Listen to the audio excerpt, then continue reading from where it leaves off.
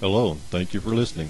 We are Daniel and Robin Brown of Pishon River Ministries, and we deliver a message of hope and encouragement in this world of wickedness, hate, and despair. If you'd like to invite us to your church, please email us at holyspiritsentme@msn.com or pishonriverministries@live.com. This evening's message is End Times? ? Is this the end times? Well, I think so. Things are getting pretty bad. Things are going to even get worse. Everyone I know is suffering in one manner or another. As Christians, if this is the end times, this is what we've been waiting for. Sad to watch it all, but this is the time.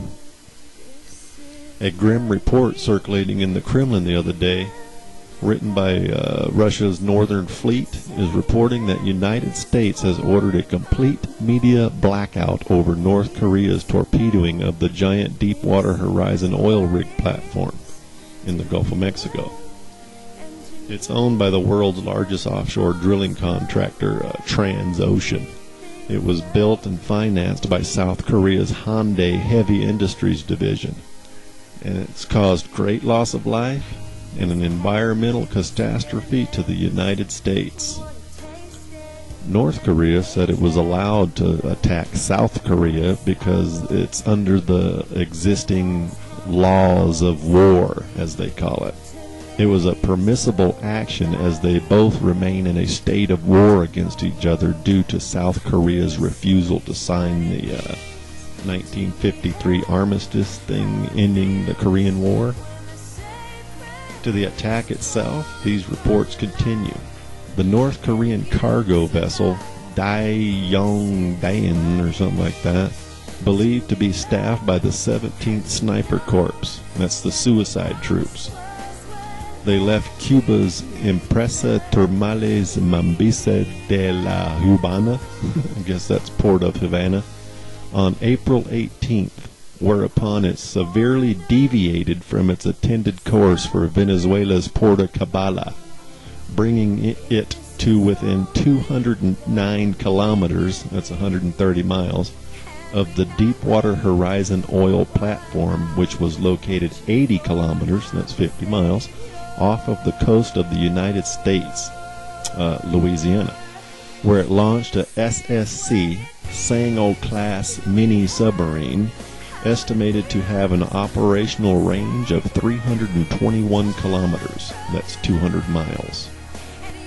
On the night of April 20th, the North Korean mini-submarine manned by these suicidal 17th Sniper Corps soldiers attacked the Deepwater Horizon with what was believed to be 2 incendiary torpedoes, causing a massive explosion and then resulting in 11 workers on the giant oil rig being killed instantly. Barely 48 hours on April 22nd, this North Korean mini-submarine committed its final atrocity by exploding itself directly over the ocean floor where the pipe from the Deepwater Horizon came out of the earth, and causing one of the largest environmental catastrophe our world has ever seen. Just check out the videos. The oil rig did not sink as they are reporting it. The reason for North Korea attacking the Deepwater Horizon? Well, reports say it was to present the Kenya fool, you call a president, Obama, with an impossible dilemma. Prior to the opening of the United Nations Review Conference of the parties to the Threat on the Non-Proliferation of Nuclear Weapons, NPT, it was set to begin on May 3rd in New York. This impossible dilemma facing Obama is indeed real, as the decision he is faced with is either to allow continuation of this massive oil leak catastrophe on the ocean floor to continue for months, or immediately stop it by the only known and proven means possible that deep and that close to the floor is the detonation of a thermonuclear device.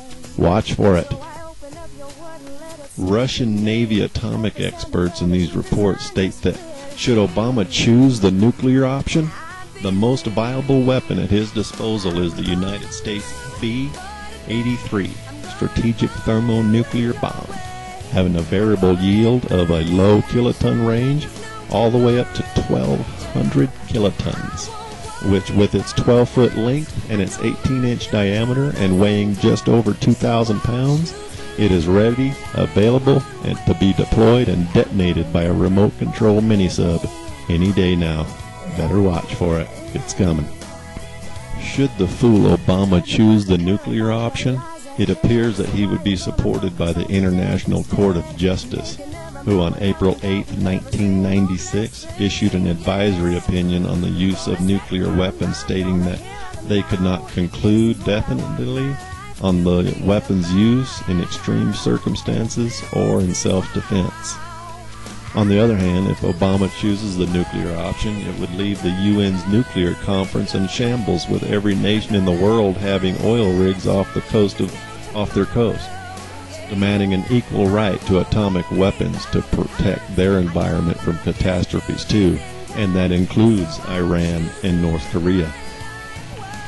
Whatever decision the Kenya fool makes, it remains a fact that with each passing hour this environmental catastrophe grows worse.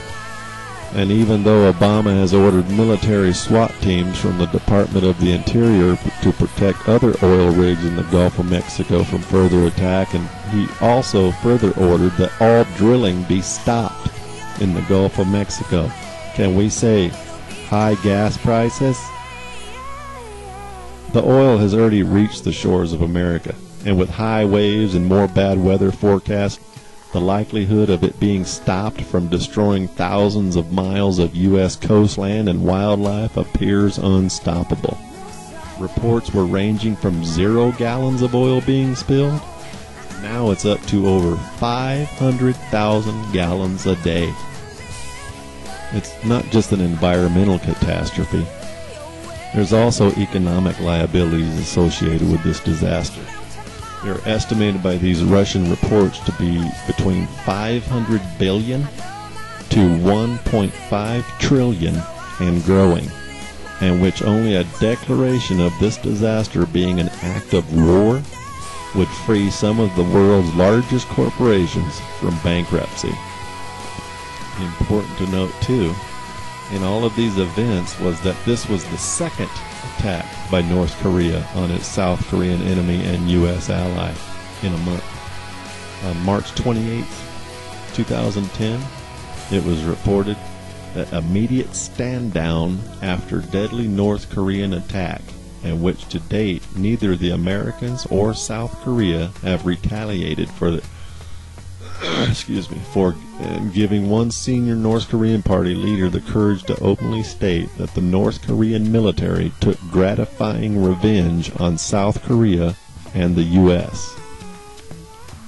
And for those believing that things couldn't get worse, they couldn't be more mistaken, as new reports coming from Japanese military sources are stating that North Korea is preparing for new launches of its 1,300-kilometer, that's 807 miles, intermediate-range ballistic Rodong missile, which Russian Space Forces experts state is able to deploy and detonate an atomic electromagnetic pulse, also called EMP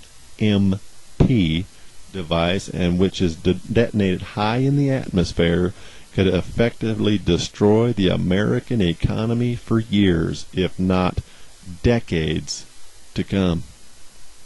Is this the end? Wake up, sheeple. Thanks for listening. God bless.